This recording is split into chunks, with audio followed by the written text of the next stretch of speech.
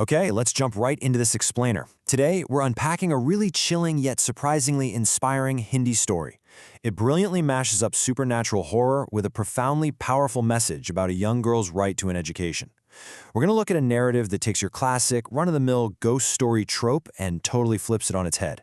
It uses the paranormal as a lens to examine societal inequalities and just the sheer, unstoppable force of a mind that's hungry to learn. So buckle up, because this is definitely not your typical campfire tale. To unravel this mystery, we're exploring a tale where education literally becomes a matter of life, death, and, well, justice from beyond the grave. We'll follow the journey of Radha. She's a young girl systematically locked out of the classroom, but she somehow manages to get an education that ends up stunning her entire village. How on earth does she do it? Well, the secret actually lies in the darkest hours of the night. Let's start with Section 1, A Girl's Unfulfilled Dream. So we're introduced to this rural family that's deeply divided by some seriously outdated gender roles. The parents, Kishore and Malti, are scraping together every single penny they have to send their son, Raju, to school. But their daughter, Rava? She is strictly forbidden from going. Her mother, Malti, literally says girls only need to manage the kitchen, so why waste money on studying? And, she isn't saying this out of pure malice. She's just enforcing generations of conditioning. She truly believes domestic work is her daughter's only possible future. Rava is desperate to learn, but her own mother is standing there as the gatekeeper. It is honestly agonizing to see the contrast between these two siblings. On one hand, you've got Raju.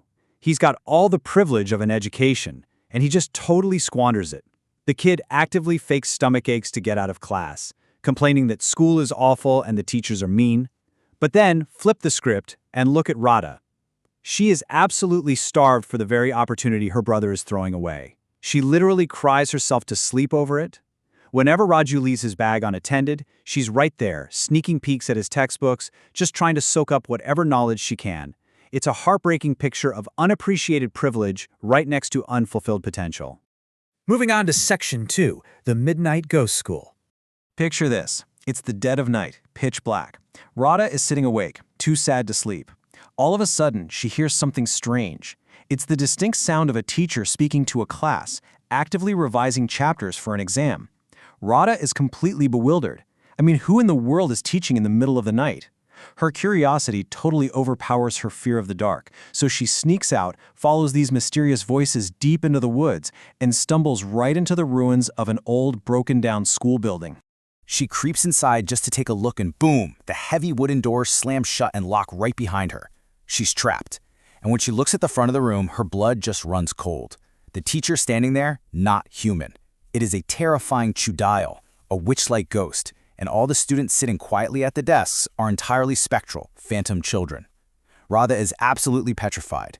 She tries to stammer out an excuse to leave, but the ghost teacher points at her and strictly commands her to sit down, open a book, and study. But here is the absolute game changer in this story. It's how Radha responds to being a supernatural hostage. Sure, at first she's forced to study under the threat of a ghost. But as she actually engages with the material, something magical kicks in. She discovers a genuine, profound love for learning. That joy of education completely washes away all her terror. Before dawn, she goes back home safely. But the very next night, she sneaks right back out. She takes this terrifying supernatural prison and turns it into her own personal sanctuary, going back every single night to get the education the waking world refused to give her. Which brings us to Section 3, A Dark History Revealed. So, this peaceful, albeit spooky midnight routine is violently shattered. The corrupt village chief, Mukhiya Chunilal, rolls up to the ruins in the middle of the night driving a massive bulldozer. He wants to demolish the remains and steal the land.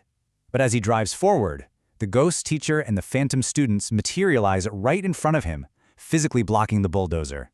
And through this terrifying standoff, we get a horrifying flashback of what really happened here.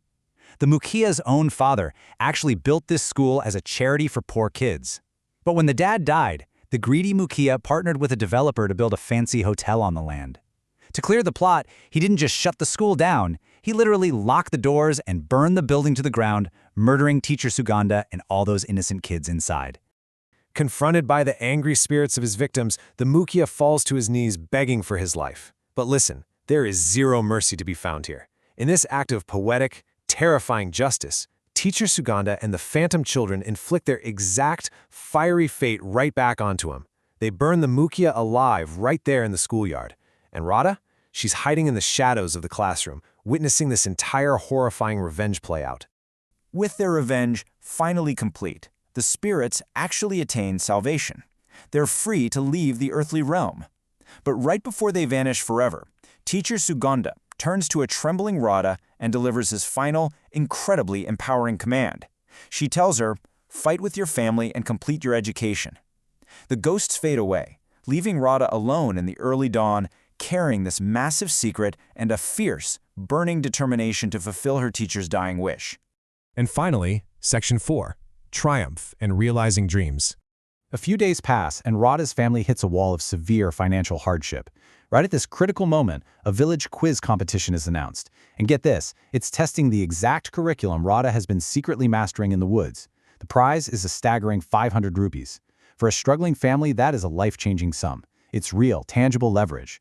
Radha practically begs her mother for the chance to compete. Now, her mom is super skeptical, right? As far as she knows, Radha is entirely uneducated and hasn't spent a single day in a school. But Radha's sheer persistence, mixed with the family's desperate need for cash, finally wears her down. So Radha walks onto that stage as the ultimate underdog. She's going head-to-head with officially enrolled, privileged kids exactly like her brother.